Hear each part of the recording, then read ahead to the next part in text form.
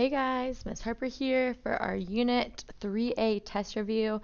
First, I know the quality on here does not look super great, but you should have your test review in front of you so you can see a better quality version of what we're looking at. All right, so the first question I'm going to go over is number 2. Number 2, it's asking us to find the slope of each line. Find the slope of each line. All right, so to do that, I'm going to pick out 2 points that are going through a nice cross section. So I see a point here and here. And remember, we read these graphs from left to right. So anytime I'm trying to figure out my rise over run, I'm going to move from my left point over to my right point. So to get from this left point to my right point, again, we're talking rise over run. So I have to rise up 2, and then I run 1, 2, and 3.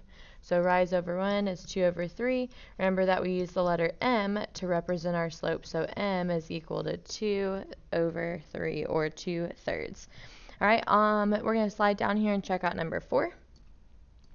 Find the slope of the line through each pair of points. So here you have a formula, y2 minus y1 over x2 minus x1. All right, we can label these things x1 and y1, x2 and y2, and then we plug them in. Be careful for those double negatives. So I have 18 minus 16 over 0 minus a negative 3. All right, remember whenever we have that 0 minus a negative 3 back to back, that is what we call a double negative. And for double negatives, remember we make them into a giant positive. So it becomes 2 over 3, and that would be our slope. So m, again, is equal to 2/3. Coincidental.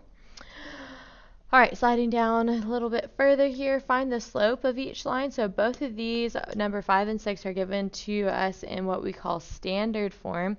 Remember that we cannot identify the slope of anything until it's in a y equals mx plus b format. Then we can figure out what the slope is. So from standard form, we can't do anything. So that means I need to solve for y. I'm going to do that by subtracting 3x to both sides. I'm going to be left with 2y equals a negative 3x and a negative 6. Remember, we just put those two things side by side. And then we're going to reduce everything by 2. Divide by 2, divide by 2. All right, I'm left over with 1y equals negative 3/2 x. And then negative 6 divided by 2 is negative 3. Now all of that's kind of irrelevant, or not all of it, but some of it is. Remember, the question is just asking to find the slope. So slope is the number attached to the x. So we would say m equals negative 3 over 2. And that would be our final answer. All right, next we're going to look over on the right-hand side of your page at number 12. All right, it's saying write the slope-intercept form of the equation given the following information. So remember, that means y equals mx plus b. That is what the slope-intercept form of an equation is. So let's look at number 12. All right, so we have a handy-dandy formula that we can use for these types of problems. Times x minus x1. All right, but this one, the only problem is they didn't actually give us the slope this time. So remember, first you have to identify the slope of this line. So I'm going to do that using my slope formula, y2 minus y1 over x2 minus x1. All right, so first my slope is going to be, let's see, we have 4 minus negative 2 over negative 5 minus negative 4.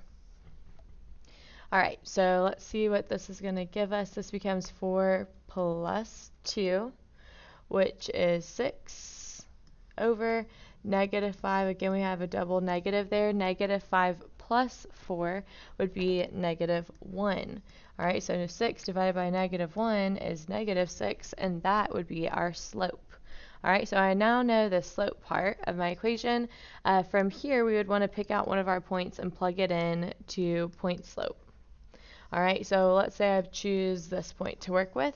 Now I have y minus y1, which is 4, equals m, we just found it to be negative 6, times x minus x1, which is negative 5. Again, be careful for those double negatives. This is going to become x plus 5, and then we distribute and finish solving for y. Minus 30, and then I would add 4 to either side. So my new equation would be y equals negative 6x minus 26. And that would be the equation. Now you have another option on these, and I'll talk to y'all about that option on number 10. Remember, the other option is to do the kind of cheat step and do the writing the rule, and I'll talk to y'all about that in a second. All right, on number 7, write the slope-intercept form of each equation. So this is from a graph. Okay, the two things that we need, again, we need our equation to look like this. So I need to be able to identify the slope and the y-intercept, which we can do from a graph. All right, you got to pick out 2 good points. Let's see, we got a point right here. And it looks like we have a point down over here. So again, from left to right, my slope is going to be up 1, 2, 3, 4, 5. That's positive 5, then over 1, 2, 3, 4. So my slope is 5/4. So I can start this, y equals 5 over 4. X, and then this other piece is my y-intercept. Where is it crossing your y-axis? Well, it's crossing it at positive 2. All right, let's look at number 10. All right, again, write the slope-intercept form of the equation. All right, so let's look at number 10. Now, number 10, I'm going to work a little bit different than number 12. You can do it like number 12 if you like, though. All right, so I'm going to start this off. This is kind of the writing the rule way, if you remember. So my slope is 2, so that means I'm going to start y equals 2x. And then from here, I can plug in my x and y points and find what is this missing piece. All right, so our y value is 3, whenever our x value is negative 1.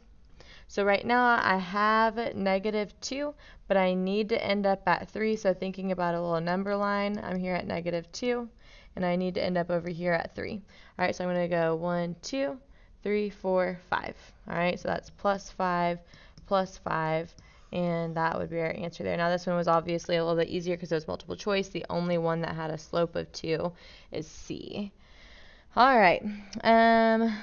On number 14, I'm not going to solve this one for you, but you're going to do it similar to how we did number 7. All right, you're going to write down your y equals mx plus b equation. And then the problem with all of these answer choices is that they're all in standard form. So you have to solve for y on each of these. Solve for y first, and then see which one will end up matching the graph that you have here. All right. Good stuff. Switching over to the back. All right, looking at number 15, find the x and y intercepts. All right, so if you remember, you can actually work from standard form with these ones. The way that you do this is 2 ways, negative 4x. Now, all right, so to find my x-intercept, okay, remember that your x-intercept will always be some number for x-intercept, and then y is 0, and then for our y-intercept it's the opposite. It's whenever x is equal to 0 and we have some number for y. Alright, so right off the bat I can eliminate some answer choices just knowing that. These two are actually backwards. So now we just need to figure out which numbers we have going. So remember the way we do this is by plugging in those zeros. So if I'm looking at my x-intercept first, well that's whenever the value of y is equal to 0. So looking here at my equation, if I plugged in a 0, 7 times 0 would just be 0. That would go away, and I'd be left with negative 4x equals negative 28. Then I can divide both sides by negative 4. And I get x equals positive 7.